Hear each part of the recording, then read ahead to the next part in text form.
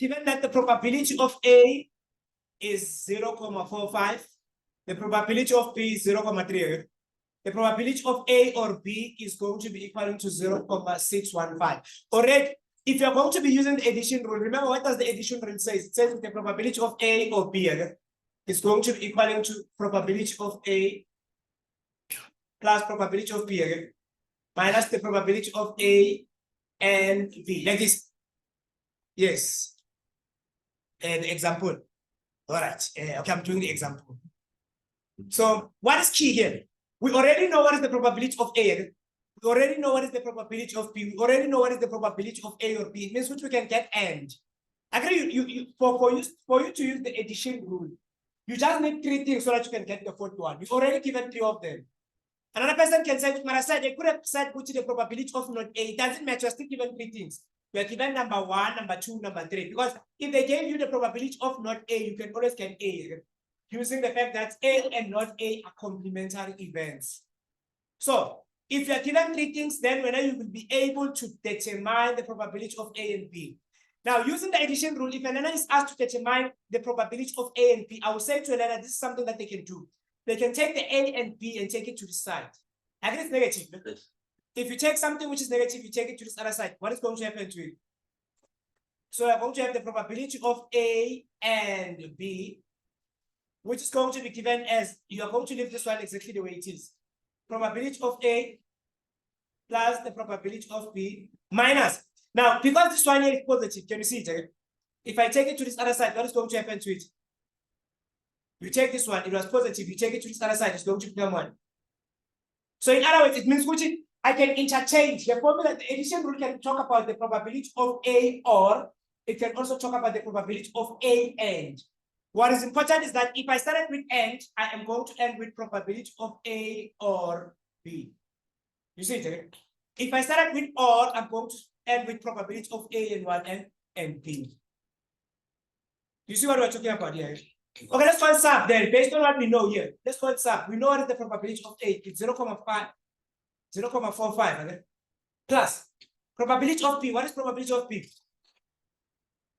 0.35 or 0.3. It's 0.3 plus, or it's minus. Probability of A or B.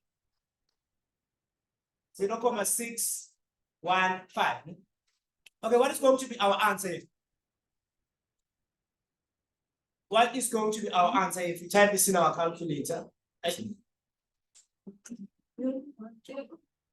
0.135, like this. Okay, this is and. You see that? Okay? And then the first question says, are events A and B mutually exclusive? We are asking the question again. How would you say which events are mutually exclusive? What tells you which events are mutually exclusive? We are going to start with it. They're asking, they didn't say the events are mutually exclusive. So we'll start by saying the following, Mashab. You'll say for mutually exclusive events, A, the probability of A and B is going to be equal to what? To 0. That's where you start. Right? You tell them for mutually exclusive events, A and B should be equal to 0. And then you come and tell them, are they mutually exclusive? Then now you need to give them an answer. Yes or no? It's a no. Okay? And then they said, we should give a reason for our answer. What is the reason for our answer? It's because the probability of A and B is equal to 0.135. In other words, you can tell them the probability of A and B is not equal to 0. The probability of A and B is equal to 0. That's how we prove mutually exclusive. You see, how did I start? I started by telling them the condition for proof. When will we have mutually exclusive events? For mutually exclusive events, we should have n as a 0. If the n is not 0, they are not mutually exclusive. Okay, let's go to the next one. Number 2, they say, are the events independent? Let's go and tell them, how do we prove independence?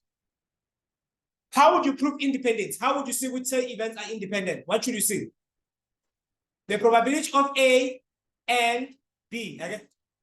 So I will start by that. I'm going to say for independent events, probability of A and B is going to be equal to the probability of A multiplied by the probability of what of B. Now, I am going to separate these two things here. I'm going to separate them as the left-hand side, and then the other one is going to be what to be the right-hand side. Now, I already know what is the left-hand side. Eh? What is the left-hand side? We already calculated our n. Our n is 0.13135. Okay? Now, let's go and calculate this one. We'll tell them with this one is the right-hand side. Now, how will you calculate the right-hand side? You're going to tell them with probability of A, which is 0.45. Okay? 0.45 multiplied by 0.3. Okay? What do you get? It's 0.135, like this. Then. Okay, look at this. I think we already knew what was this one. We already calculated the probability of A and B, which was 0.135. Does this and this one look alike? They look alike. Okay? So we can tell them which the left-hand side is going to be equal to what to the right-hand side. And therefore, because the left-hand side is equal to the right-hand side, it means which yes, events.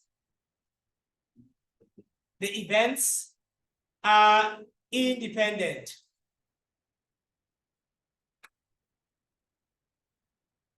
Guys, it's very important to know how do we prove. Actually, we're proving here.